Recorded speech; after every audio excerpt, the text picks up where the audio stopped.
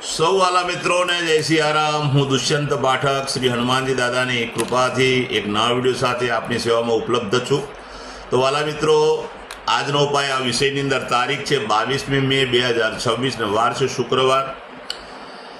પંચાંગ કહે છે અધિક જ્યેષ્ઠ મહિનો અને શુક્લ પક્ષ, અશ્લેષા નક્ષત્ર, વૃદ્ધિ યોગ, કર્ક રાશિનો ચંદ્ર ને વૃષભ રાશિનો સૂર્ય છે।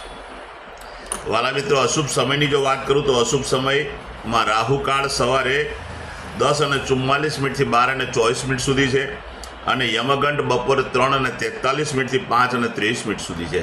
આ બંને સમય અશુભ સમય કહેવાય। અશુભ સમયની અંદર કોઈ પણ પ્રકારનું શુભ કાર્ય અને શુભ યાત્રા ન થાય।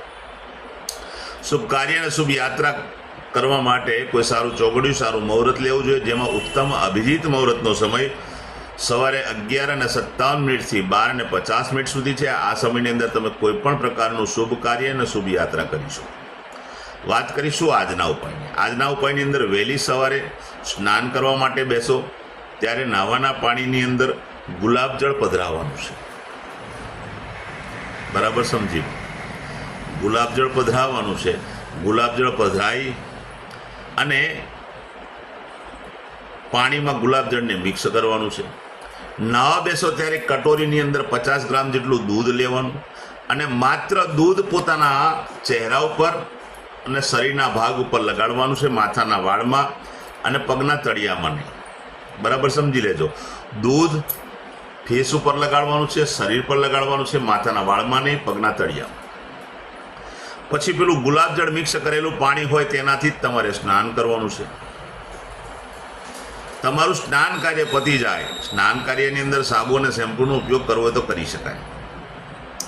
સ્નાન કાર્ય થઈ જાય પછી કપડાં પહેરી લો ત્યારે તમારા આ બધા જ કપડાની અંદર, અંડર ગાર્મેન્ટ્સ અને બહારના ગાર્મેન્ટ્સની અંદર તમારે જેટલું બને એટલું અત્તર અથવા સ્પ્રેનો ઉપયોગ કરવાનો છે। સેન્ટ, સ્પ્રે, તમારી પાસે જે વ્યવસ્થા હોય એ પ્રમાણે તમારે અત્તર અને સ્પ્રેનો ઉપયોગ કરવાનો। આટલું થઈ જાય, એક ખાસ વિનંતી, તમારી પાસે જો દેશી અત્તર હોય તો દેશી અત્તર જમણા હાથના આ અંગૂઠાની નીચેના ભાગમાં તમારે દેશી અત્તર લગાડી અને આ રીતે રબ કરવાનો છે અંગૂઠાથી। બસ આટલો જ ઉપાય છે।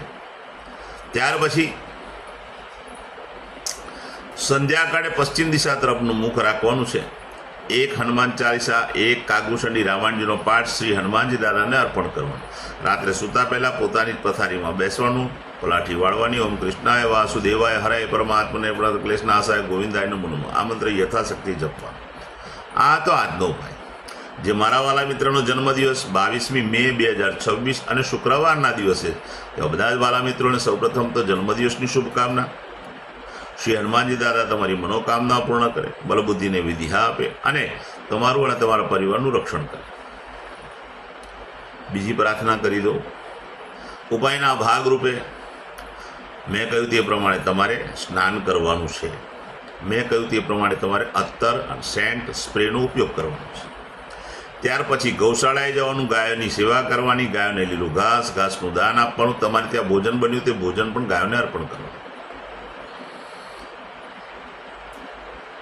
સંધ્યાકાળ થાય તે પહેલાં કોઈ પણ ગળી મીઠાઈ તમારે નાના નાના બાળકોને, જરૂરિયાતમંદ લોકોને, શ્રમિકોને અથવા વડીલોને ભેટમાં આપવાની છે। કશું જ ના હોય તમારી પાસે તો તમે ખાંડનો ઉપયોગ કરી શકો, ખાંડ આપી શકો। ખાંડ પણ ચપટી ચપટી આપશો તો પણ બહુ સારું પરિણામ પ્રાપ્ત થશે। ઇન શોર્ટ, કોઈ પણ ગળી વસ્તુ તમારે આપવાની છે જે ખાંડમાંથી બનેલી। બસ આટલું જ કરી લો, આખું વર્ષ આનંદ સહિત પસાર થશે। જેમની મેરેજ એનિવર્સરી 22મી મે 2026 અને શુક્રવારના દિવસે તેવા બધા જ વાલા મિત્રોએ સવારે સ્નાન કરવાનું, વડીલોના ચરણ સ્પર્શ, આશીર્વાદ મેળવવાના।